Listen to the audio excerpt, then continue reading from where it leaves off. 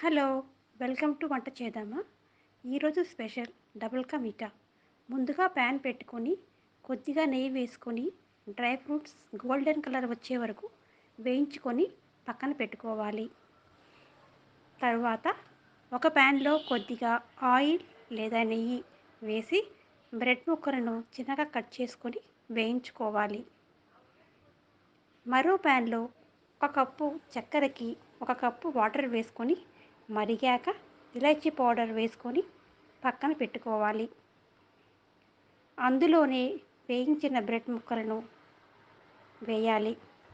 Sugar syrup bread ముక్కలకు పట్టిన తర్వాత అందులో ఒక చిన్న కప్పు పాలు వేసి కలుపుకోవాలి.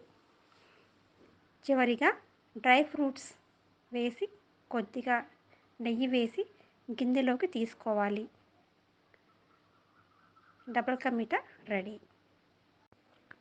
ఈ రెసిపీ నచ్చితే like, share and subscribe. Thanks for watching. Bye.